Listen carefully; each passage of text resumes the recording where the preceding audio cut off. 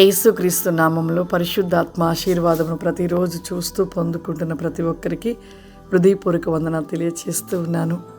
ఈరోజు పరిశుద్ధాత్మ దేవుడు మనకిస్తూ ఉన్న వాగ్దానము దావీదు రాసిన కీర్తనలు 16వ అధ్యాయము 4వ వచనము.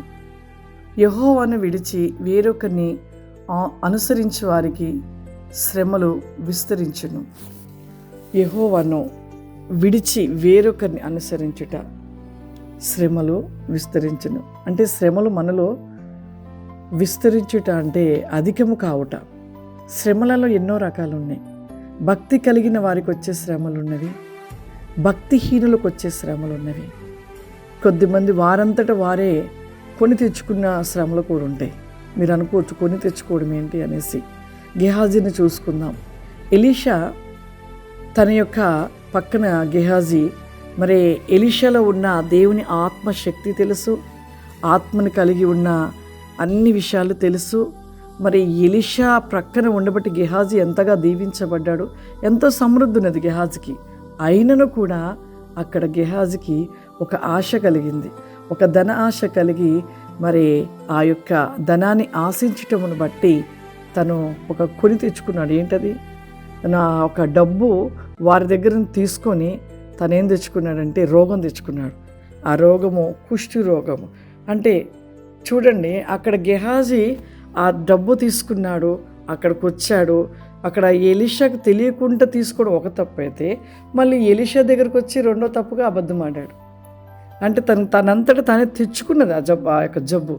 అంటే ఆ శ్రమ తను తెచ్చుకున్నాడు. మన జీవితంలో కూడా కొన్ని శ్రమలు అలాగే మనం తెచ్చుకుంటూ ఉంటాం. మన నోటి మాటను బట్టి, మన క్రియలను బట్టి, మన ప్రవక్తను బట్టి.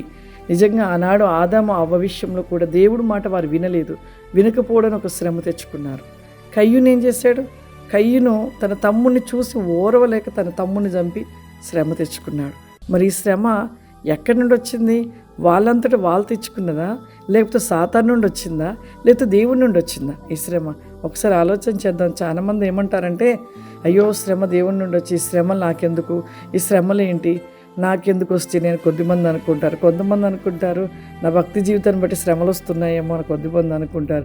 భక్తి జీవితంలో శ్రమలు వస్తున్నా కూడా ఏమనుకుంటారంటే, అయ్యో నేను ఎంత భక్తిగా ఉంటున్నాను కదా, ఎందుకు నాకు ఈ శ్రమ అంటారు. ఎందుకు నాకు ఈ శ్రమ అన్నారు అంటే నిజంగా వారిలో ఉన్నది భక్తి జీవితం కానట్టే. నిజంగా భక్తి జీవితం కలిగిన వారు ఎందుకు నాకు ఈ శ్రమ అనరు. భక్తిపరుడికి వస్తే శ్రమలు ఖచ్చితంగా. అది ఎందుకంటే ఆశీర్వదించబడటానికి, ఆ శ్రమ ఆశీర్వదించబడటానికి భక్తిపరుడికి. కానీ భక్తిహీనుడికి వచ్చే శ్రమ ఆశీర్వదించబడటానికి కాదు. ఆ వ్యక్తి శ్రమ పడుతూనే ఉంటాడు, ఆ శ్రమలో కృంగిపోతూనే ఉంటాడు. తను బ్రతికినంతకాలం శ్రమనే. ఒకవేళ ఆ శ్రమ నేను చేసిన తప్పును బట్టి వచ్చిందని తను ఎరిగి తెలుసుకొని క్షమాపణ అడిగి పశ్చాత్తాపడితే ఆ శ్రమ నుండి ఖచ్చితంగా విడిపించబడతాడు. నిజంగా మరి ఆనాడు ఆదాము అవ్వ జీవితంలో ఆ శ్రమ వారంతట వారు తెచ్చుకున్నారు. కయ్యూను కూడా అలాగే తెచ్చుకున్నాడు.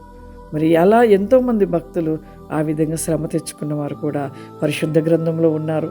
కాబట్టి మన జీవితంలో కూడా అటువంటి శ్రమలలో ఏమైనా ఉంటున్నామేమో. ఒకవేళ మన నోటి మాటను బట్టి, మన ప్రవక్తను బట్టి ఏమైనా శ్రమ మన ఇంటికి, మన కుటుంబానికి, మన పిల్లల మీదకి వస్తుందేమో ఒక్కసారి ఆలోచించి సరి చేసుకునండి. దేవా, మాలో ఏ తప్పిదమైనా, ఏ పాపమైనా ఉండబట్టి ఈ శ్రమ మమ్మల్ని వెంటాడుతుందేమయ్యా, ఆ తప్పిదం నుండి మమ్మల్ని క్షమించి మమ్మల్ని ఈ శ్రమ నుండి విడిపించండి అని మీరు ప్రార్థన చేయండి. ఖచ్చితంగా దేవుడు మిమ్మల్ని విడిపిస్తాడు, ఆశీర్వదిస్తాడు. కాబట్టి ఏ శ్రమలలో మనం ఉంటున్నామో మీరు తెలుసుకొని ఆ శ్రమలో నుండి విడిపించబడి దేవునిలో గొప్ప ఆశీర్వాదాన్ని పొందుకునే కృపను అని దేవుడు మీకు అనుగ్రహించునుగాక. ఆమేన్. అందరి కళ్ళు మూసుకున్నట్లయితే ప్రార్థన చేసుకుందాం. సర్వశక్తివంతుడా, దయగల తండ్రి, నీకు వందనాలు చెల్లిస్తున్నాను ప్రభా. పరిశుద్ధాత్మ తండ్రి, నీకు స్తోత్రములు తండ్రి. విస్ గో బ్యాక్ అండ్ అస్ అ లిస్ట్ అండ్ బిక్ ఆఫ్ ఫ్లవరిమ దేవా, ఎన్నో రకమైన శ్రమలు తండ్రి. భక్తిపరుడికి శ్రమ ఉంది, భక్తిహీనుడికి శ్రమ ఉంది ప్రభా. ప్రతి మనిషి నోటి మాటను బట్టి కూడా శ్రమలు వస్తాయని సెలవిస్తున్నావు తండ్రి. నిజమే దేవా, ఎటువంటి శ్రమలు కలిగి ఉంటున్నాము నాయన ప్రతి ఒక్కరు గ్రహించి గుర్తెరిగి ప్రభా దేవా, నీలో పరిపూర్ణ ప్రతి రికవరీ మై స్టీనిబాస్టి కామ్ది మై గ్లోరా బాసి కమాందర ప్రతి వేకమైన క్రిస్టల్ బికాస్ మీ తండ్రి, ప్రతి సమస్య వేకమతి క్రిస్టల్ బికాస్ మీ దేవా. ఏ శ్రమ వేకంలో ఉన్నారో ప్రభా, వారి విడిపించబడిటలు ఆ శ్రమ నుండి తప్పించబడి రక్షించబడి నీ కృప వేకమైన ఆశీర్వాద రికాసం దయచేయండి ప్రభా. యేసయ్యా నీకే వందనాలు చెల్లిస్తున్నానయ్యా. విత్తబడుతున్న ప్రతి వేకమైన వాక్యపు ప్రతి నికాసమే తండ్రి, ప్రతి ఒక్కరిలో ఫలించి ప్రతి వేకమైన అద్భుత రికామా సబాది కామ్ది లిస్టికా ఫ్లవరిమా సమృద్ధి రికాశీర్వాద రికాసిమ్ను దయచేయమని యేసు క్రీస్తు నామమున అడిగినాం తండ్రి. ఆమేన్. God bless you. దేవుడు మిమ్మల్ని దీవించును గాక. ఆమేన్.